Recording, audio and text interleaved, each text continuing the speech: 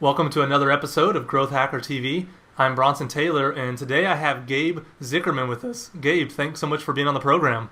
Hi, thanks for having me. Absolutely. Now, Gabe, you're the author of numerous books. You're a public speaker. They can Google you or look at you on YouTube. You're a conference organizer. And each of these roles, these many roles you have, they kind of stem from what seems to be your singular passion, which is gamification. Tell us, what is gamification?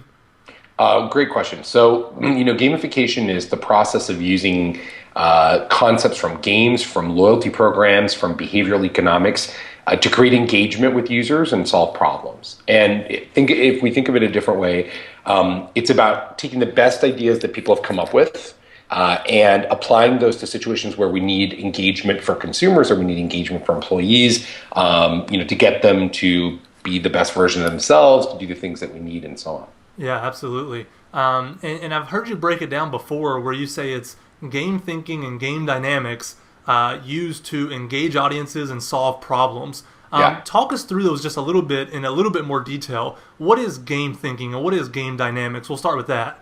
Sure. So I think taking a step back, people have been gamifying things for literally thousands of years. The military has used war games as an example of thinking, and companies have been using war games, and there's been all these different ideas for how to use gamification over the years. What's really happened over the last few years is it's kind of it's sort of solidified around this common concept with the rise of video games and casual games in particular, social technology, the incredible ADD that the whole population seems to have or know. There's this crazy stat now I just saw from Nielsen.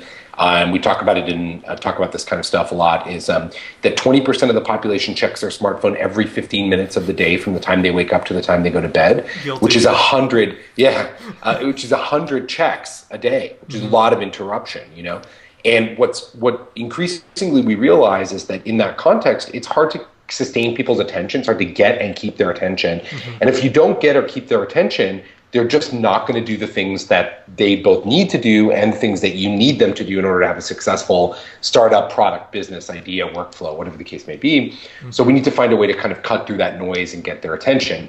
So in my new book, The Gamification Revolution, we talk a lot about how businesses have employed game thinking, game mechanics, behavioral economics, loyalty program design concepts to get people to be engaged. Yeah. Now, because you asked about game thinking, very specifically, sometimes the root of a good gamified solution comes not from the deployment of specific game mechanics as much, right? Points and leaderboards and so on, as much as it comes from the notion of thinking about things the way a games person would think about them. Okay. And one of my favorite examples of that is this thing called speed camera lottery, where basically, instead of a regular speeding camera, that takes your ticket, takes your picture if you speed and sends you a ticket in the mail, the way speed camera lottery works is that anyone who drives by a speeding camera at or below the limit gets a lottery ticket, and you split the proceeds from the tickets. The tickets are pooled as a prize. Okay. And they tested this out in Sweden, and it was very successful. It lowered speeding by about 20%, which makes it the most successful speeding intervention in history. But more to the point, what's interesting about it, it's a good example of game thinking, because it's about looking at something like a speeding camera and saying, hey, wait a minute, it doesn't really behave in the way that we know drives engagement like in a game. It doesn't have positive reinforcement. It doesn't tell people that they're doing well every day and help them move forward. So that's an example of game thinking. It's thinking like a games person about problems that don't necessarily lend themselves typically to games. Yeah, it's being creative and taking it beyond just a leaderboard like you mentioned. Do you think there's really anything that's as effective as gamification to engage audiences and solve problems? It seems almost like it's magically effective when it's done well, right? Yeah, well, you said the important thing though, when it's done well. There's a lot of enthusiasm and excitement and hype about gamification, partially because people are always looking for the next thing, but also because actually it really works. There's this sort of average example of gamification done well raises engagement for companies by about 30%, which is a stunning number already. Makes it probably the most successful toolkit that's ever been designed for this. But on top of that, there's case studies in companies where they've raised engagement by 300%. or more by bringing gamification into the equation. One of my favorite examples, two of my favorite examples, we talk about them in the gamification revolution. Tabasco Nation, the brand Tabasco, built a online gamified portal on Facebook where basically every drop of Tabasco sauce that you use is like a point that you earn, and then you can do these challenges like put Tabasco sauce on cake and or eat it in a weird place with your friends, and then you can redeem those points for various experiences. They actually have doubled their total social media footprint across all metrics by using it. Doubled. Wow. And the other kind of fun example was the Israeli Defense Force, the Israeli Army, that implemented a thing called IDF Ranks. And using IDF Ranks as people who follow the Israeli Army's blog and stuff, they've increased their Facebook mentions by, I think, 300%. They've increased over 200% the number of people who've tweeted about them and interacted with them online. So the stats are basically insane. Like they're insanely good. And the key is things have to be designed well in order to be able to accomplish that. Yeah, and it seems like all the books you've written have been to really help people do it well because, it's easy to throw something together. And when I was thinking about how to structure this interview, I thought it'd be great to kind of look at each of the books you've written because they're going to be so relevant to our audience. Our audience is startups looking to use gamification to engage their audience, solve problems, all the things you talk about. Sure. So let's start with the book that's coming out, I believe, next month. Is that right? Gamification Revolution? It actually just came out. So it just came out. Perfect time. Yeah, so April 2013. Yeah. There you go. Perfect. So tell us, you titled it Gamification Revolution. What does that title mean? Why'd you call it that?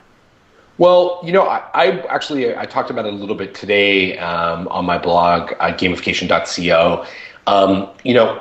Many years ago when the gamification concept wasn't even out yet, and I was writing my first book, Game-Based Marketing, the book I actually wanted to pitch, the book we were talking to the publishers about, was this kind of idea of an omnibus strategy guide. So Gamification Revolution looks at how companies are using engagement science to transform their corporate strategy, transform their HR and enterprise strategy, and transform their marketing strategy, and basically crush the competition with better engagement, and how they do those things in these three kind of categories.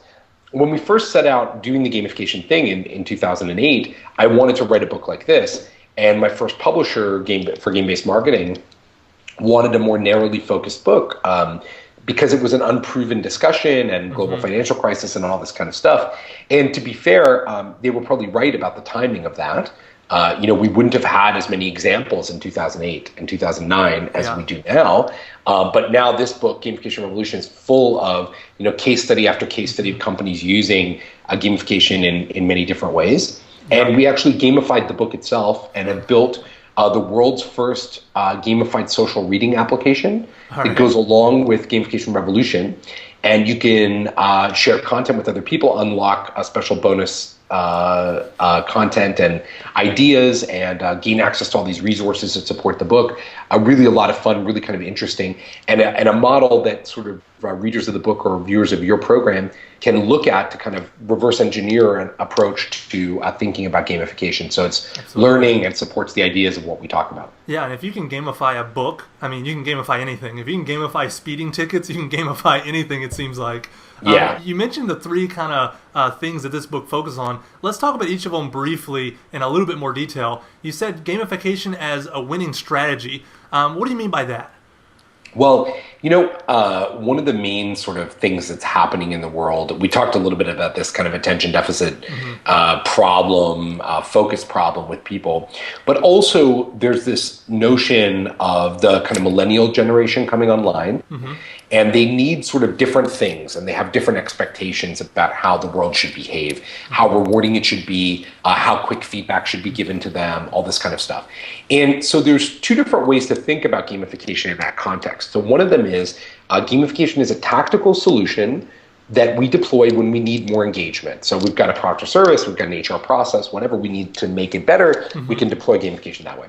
The other way to think about it is to say, no, engagement is actually a strategic function of the organization. It is something that a company needs to be able to do at a high level, and needs to do it all throughout the organization. Everyone needs to be thinking about engagement in order to be able to advance whatever it is that we're trying to do as a business. Yeah. So there's a small but growing group of companies for whom that's true. Gamification is being thought of as a strategy.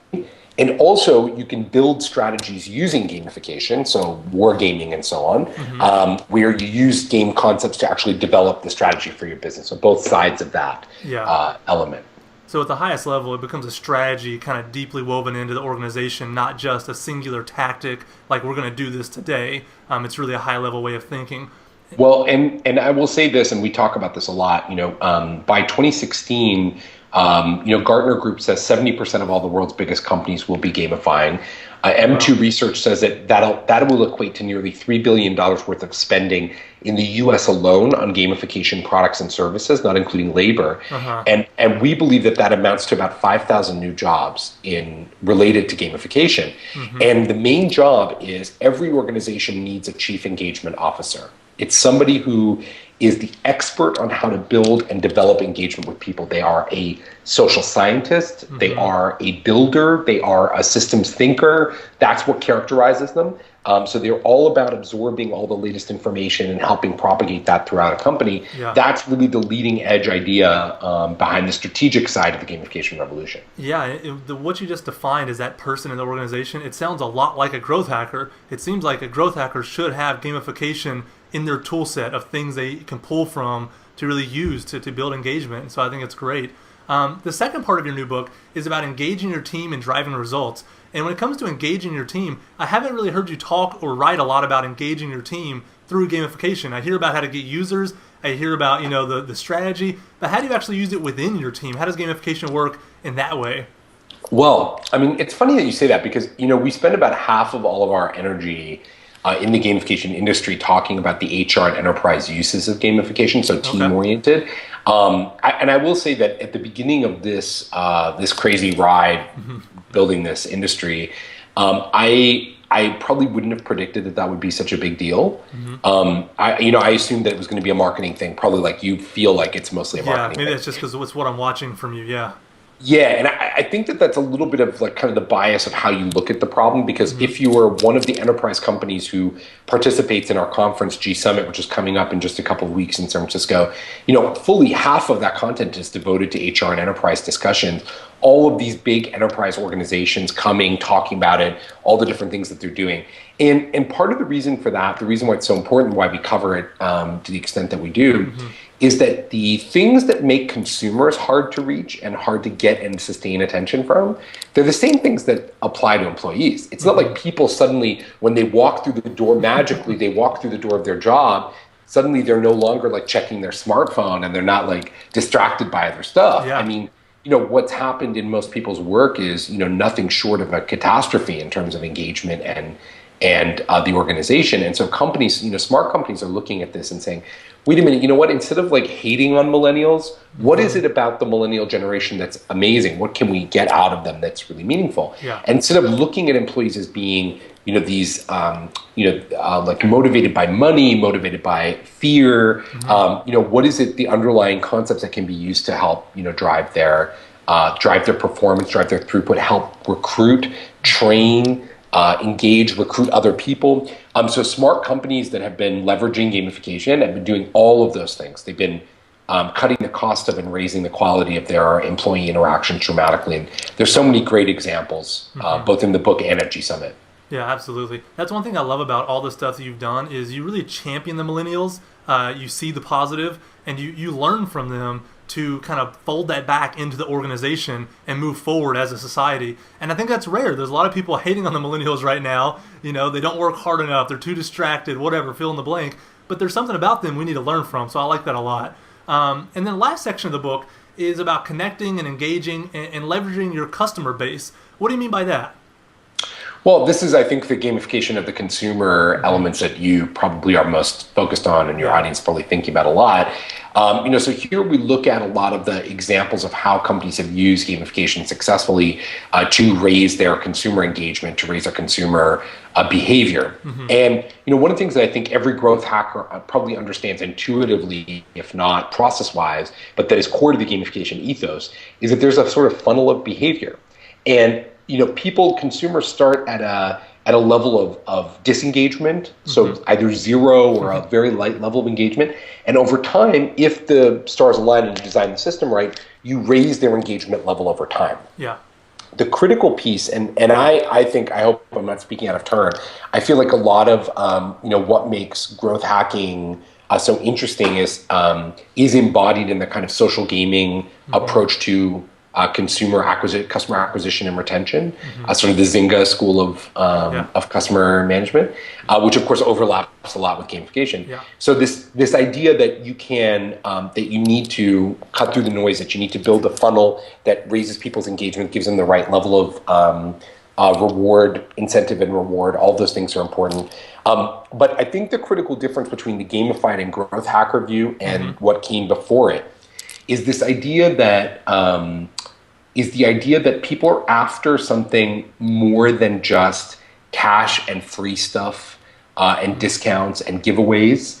That the best deal isn't always the thing that actually drives good long-standing behavior, that there's actually many smaller elements of behavior that are actually way more important to the consumer than getting the best deal. And it's not to say that people don't care about that, but one of the things that I've talked about a lot, and we talk about in the book, is this SAPS model of rewards. Stands for status, access, power, and stuff. And it refers to the kind of reward structure of what people want and what consumers want in return for loyalty, in return for engagement. Yeah. And one of the things that you notice is it's mostly about non-cash things. It's mostly about giving people something that engages them emotionally in a good way. And so we talk a lot about how companies have successfully hacked that and brought to the table winning strategies for sustaining engagement. Yeah, no, that's great. I mean, you think about the four things you mentioned: status, access, power, and stuff. Only one of them is stuff. The other three are very intrinsic values. But if you think about how we're all motivated, it makes sense. I mean, we're not always motivated by the best deal if we just watch and reflect on our own behavior. We're motivated by things that really fill us internally in ways that we didn't even realize we needed to be filled. So I think it makes total sense. Before Gamification Revolution, you wrote a book called Gamification by Design. And it's about really implementing game mechanics in web and mobile apps. And this is going to be really targeted to our audience because they're building web and mobile apps all day, every day. So give us some great examples of gamification in web or mobile apps. Some of them are obvious, but maybe you know some that aren't so obvious. Yeah, I mean, this is a lot of what we talk about, what we talk about in all the books. But I think obviously most people think of Foursquare right away when they think of a mobile app with gamification. There are many more examples that are particularly interesting that we talk about in different elements of the different books and, as it continues to evolve. Nike Plus is one that we talk about a lot. We talked about more than once. Leverages gamification, a combination of hardware and software to create longstanding engagement. But Gamification by Design, that book that you're talking about, was the first and still continues to be really the only sort of practical guide for implementing gamification in a product or service. And it's a sort of methodology that's evolved over time. The book is still quite current, though now it's already 2 years old, a little over 2 years old. We've taken some of those premises and evolved them also in kind of video training and in-person training that we've done. But the basic premise is that you can gamify using a methodology. There's a process that you follow. You produce a gamification architecture, which is a kind of agile process flow document for how to gamify something. And then you can kind of follow and execute on that, iterating along the way. The basic thing, though, that's important about it is the solution, what you actually will do to gamify is not obvious because it's going to be different in every single situation. But the process that you follow, the methodology you use to arrive at what to do to gamify is consistent from one experience to another. So that's the important thing. It's how to think like a gamification designer. I gotcha. Know what some of those tools are, but not necessarily spoon feed you like, oh, you know what? I know what you need to do. You need XP system, and then you need to redeem more points. You need some karma because every system is the same. It's always got these things in it. That's not true. Yeah, no, it makes a lot of sense. You mentioned it's a methodology, it's a process. I know you don't have time to go through that whole process because that's what the book is for. What are some of the highlights of it, though? Like, give us some of the tidbits, some of the highlights of the process kind of looks like this. Is it just throwing everything at the wall and seeing what works, or is it more methodical than that? Well, it's definitely more methodical than that. But there are some times when you definitely want to do it. In fact, we actually use games and gamification to design gamification, which sounds a little bit meta. Yeah, it's super meta. But we use some tools and techniques that are in the book and also in some of my online videos, which you can find at gamification.co, certification classes and in-person workshops. We actually use game concepts to develop the gamification elements. Things sometimes called game storming. It's a sort of games and brainstorming put together, where we use that to actually ideate and come up with new ideas. We play games with groups and individuals to ideate and solve certain process problems. But basically, we move through the different kind of elements of gamified design: mastery, point systems, achievement systems and rewards, and so on. So we move through these different elements, and in each element, we play a series of games. We reverse engineer some stuff. We make an assertion about what gamified systems will probably work, with some kind of guidelines or framework or patterns that we know work.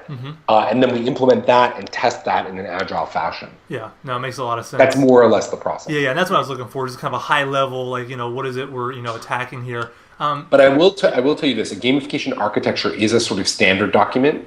And when you take a workshop with me, when you take a course, when you do a video, even when you do the book, the net output of that is to produce this document. And you can, and it's going to look really different. I mean, if you're doing an app for, health and wellness, or you're working on a website for, financial services, they're going to have some similarities, but they're also going to be quite different. So the key is to allow the flexibility for people to come up with ideas that are original and thoughtful, but in a way that's scalable. Yeah. Is that really where your genius has come from? Is like kind of codifying that process? Is that the main thing you've done for the world, do you think? Well, thank you for that. Thank you. Yeah, I appreciate it. Look, in practice, I think one of my main contributions to this discussion has been making order out of chaos, packaging, clarity. This is such a fast-moving discipline. The science and research, we're pulling science and research in from three main disciplines: game design, behavioral economics, loyalty program design. Each one of them, has its own set of experiences, knowledge. As I like to say to people, each one of them makes fatal mistakes about understanding human behavior that are so obvious to someone sitting across the table in the other industry that they're kind of shocking. And gamification is really the first time that we put those things together. One of my favorite examples is the use of points. So if you ask a game designer, what's the purpose of points in a system? They will say, well, points track progress, but that's all they do. They're not really motivational.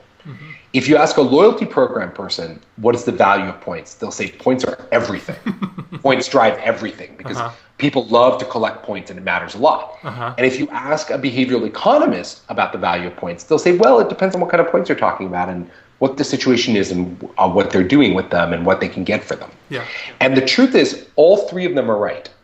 They're all correct. Context. Right? However, if you were designing an experience for engagement or behavior change, viewed only from the perspective of any one of those people, you would make a fatal mistake at some point. At some point, you would miss something that was very obvious to the other group because they're each focused on different kinds of things.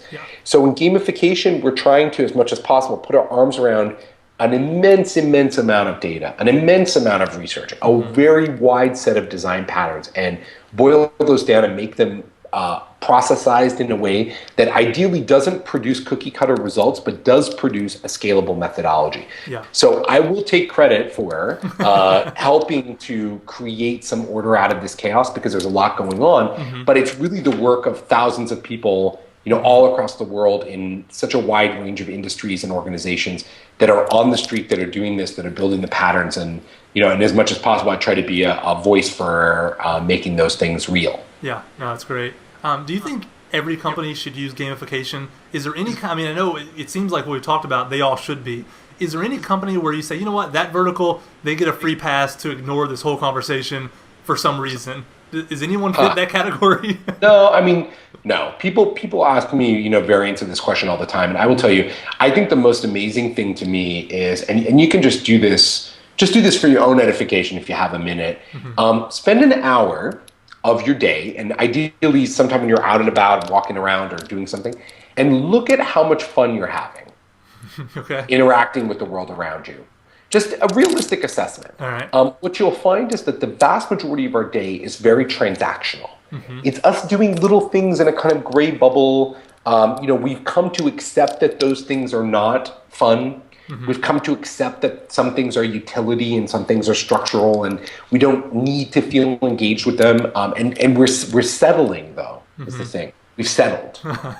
And in practice, any organization, when organizations grasp that idea, so when they say, hey, wait a minute, I think there's an opportunity here, and they suddenly put it's like when the color changed in Wizard of Oz from black and white to color, and they put that color into the activity, suddenly we're like, wait a minute, this is so much fun. I'm having a really good time, getting money out of this ATM. All of a sudden, right, instead of it just being a transaction. And that gives that company a major advantage. And that's the kind of thing we're talking about in Gamification Revolution, is those businesses that act on this and act well and act strategically stand to gain a tremendous amount in this upcoming cultural and economic shift. Yeah. Now, a lot of the companies watching this, a lot of the entrepreneurs, they have very small budgets. They're starting out, they're bootstrapping, maybe they got their Series A, who knows. Does it take a massive budget to really pull off gamification when it's done well? Or is it really more about creativity? Do you need an R&D department? Do you need a bunch of people, full-time game storming? Or can you do it on a budget? Oh, I mean, listen, gamification doesn't require complicated technology. It can be done very cheaply. And, many people do it with pen and paper. There's a great example of a guy named John Guerrera. It's worth checking out his story on gsummit.com. He's a speaker at Gamification Summit. He gamified his life using pen and paper, helped him write a book, get his dream job, lose a ton of weight. He did all that with Post-it notes and pencil. And so, especially, one of the things for entrepreneurs, we often think about entrepreneurship and their need for gamification for their product or service, but actually they can use gamification on themselves because in many businesses, you are, as an entrepreneur, the most important resource in the company, and you need to be efficient. You need to scale. You need to have energy. You need to feel like you're accomplishing something in order to get through the tough times, right? So one thing is to look at how gamification can be used cheaply on yourself to get you where you need to be. And there's lots of cheap, free apps, pencil and paper, all different kinds of ways that you can do that. And if you can do it cheap with yourself, you can obviously do it with a startup. Yeah, well, exactly. And I think those things, when you're an entrepreneur, I think those things are the same. I think how the entrepreneur fares, how the entrepreneur fares is how the startup fares, right? So that's one thing to think about, one thing to consider. And I talk to a lot of the entrepreneurs that I work with like that. The second piece of it is when you're doing it for your actual startup, whether that's a mobile or web app, I highly recommend taking a super agile approach. Everything that we teach in gamified design is about agility. So you want to actually do a fairly cheap first assay. I've come around on basically what those elements probably should be for a startup. And I think you definitely want to. I talk about this at length in one of my startup videos, but basically, you want to probably do 1 to 3 things in your first version in your MVP to gamify. Okay. And those include doing an XP point system. Whether or not that's shown to the consumer or not doesn't matter. Just for your own edification, you need to string one up. And you need to have some kind of notification or viral loop, social loop built into your product. Those are probably the MVP versions of that. And then, I talk a lot more about how to get in greater depth, but it doesn't have to be particularly expensive. No, that's great. Now let's talk a little bit about the other book you've written, the Game-Based Marketing. Just briefly, what is game-based marketing? I think we'll probably know by now, but give us your quick definition of it. Yeah, I mean, this was the first kind of gamification book in the contemporary sense. I wrote it. It came out in 2010, right as Zynga and Foursquare were kind of popping up, and basically it looked at the sort of original idea at the intersection of loyalty programs and game design, and a little bit of behavioral economics. What does that look like from a marketing standpoint? How companies have used that well. I think one of the most telling things that's really interesting about how quickly all this moves, same thing with startups and growth hacking, is that I just had a conversation with loyalty programs company, a really big one. And they said to me, they were like, well, when this whole thing with gamification first started in 2010, it seemed like loyalty and gamification were very much in alignment. We were talking about the same stuff. We were on the same page. And you guys have just gone, through the roof with what you understand and what you know. And we've just, we've been left behind. And so one of the most interesting things to me is I think truer words have never been spoken about loyalty. Like, like most loyalty programs, even brand new contemporary loyalty programs, fall into the same ridiculous trap over and over and over again. They think that what people want is they want to earn some points and burn those on free stuff. And people do want that. Let's be clear. People do want that, and they will do that, right? And if it's interesting to them, they will do it for some period of time. But there's a big difference between giving away free stuff to someone who would have given you money anyway and radically reshaping and changing the behavior of people to get and sustain their engagement. Yeah. So when you see something like Walgreens launching Balance Rewards in 2012, their new kind of loyalty program for the big pharmacy chain, I actually cried. I'm exaggerating to cry, but I kind of laugh cried a little bit because I was like, this is so ridiculous. Oh, so in 2012, your best idea is you're going to give everyone a card and they're going to swipe it when they go to Walgreens and they're going to get 1 point for every dollar they spend, and you're going to have some bonuses and then they're going to redeem them for free stuff at Walgreens. And they were already at Walgreens. Exciting. Yeah, how exciting. Yeah. This is amazing. I'm sure people are really going to care about your program. So once those kind of companies, once those sorts of experiences on the marketing side start waking up and realizing that they don't have the kind of engagement they need with consumers, the companies that lag, the ones that are not on top of the gamification revolution, are going to suffer for that significantly. The first movers at this moment have a very serious advantage in terms of consumer attention. Absolutely, because gamification is such a big deal. It's such a huge turning point, and the engagement's so real that whoever's doing it, it's a big leg up. It's not just a small step in the right direction. If you would, rattle off just some examples, some categories of game-based marketing. I mean, I'm sure we all can name a couple, but what are some of the possibilities for game-based marketing? Well, I mean, I've talked about a few of the ones that I think are, that I think are most significant, that have been, most successful for organizations. But there's so many really fun ones that have been really, really, really successful. Another one, so we talked about Tabasco, right? We talked a little bit about Nike Plus. One point I want to make about Nike Plus that's so important is that it's not just a system that's kind of cool and gets a lot of PR. It's actually changed the company's business entirely. Absolutely. When Nike Plus was first conceived, Nike wasn't the top shoe brand for hardcore athletes. Nike was a fashion brand. Okay. And if you were a runner, you were running in New Balance and Asics. You didn't run in Nike in 2005 because why would you? They made fashion shoes. And so Nike Plus has really had a tremendous effect today. They get about 5 million people using Nike Plus every single day to run with. And it's really kind of changed the whole meaning of what it is to be a sportswear and apparel business. And that's one of the kind of promises, I think one of the big promises. Another side, which we haven't talked about a great deal, is B2B marketing. How does that work? Because that doesn't seem like it would. Of course it would. Yeah. It absolutely has another category with a tremendous amount of success and really great case studies. So in Gamification Revolution, for example, we talk about Siemens, the German engineering company, which has this game called Plantville, that they made a gamified experience in which you play a factory manager. Where you're running a factory. And what's really interesting is that the majority of the people who play it are people who actually run factories for a living. So they do their job during the day and then they go home and play a video game in which they play their job overnight. That's funny. Which is really interesting, but it's been very successful. Or IBM, which built a business process management software toolkit called Innovate, and put that out on the web, decided to put it out on the web and see what would happen.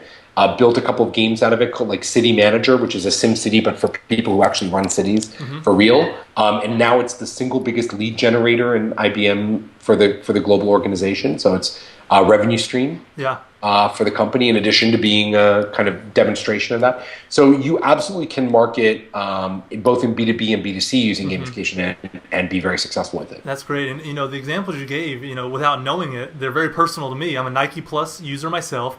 And using that app completely changes my running behavior. It changes the amount I run. It changes how I think about my runs. I mean, I am literally going outside to play a video game when I go for a run because of the way the graphs look and the way it feels to me. Sure. And then you mentioned Siemens plant managers. That my father actually retired as a Siemens, worker in a plant. So it's awesome. I'll have to ask him if he's ever interested in playing that game. But you should ask. Those are great examples. All right. Well, lastly, this has been a great interview. One more question here.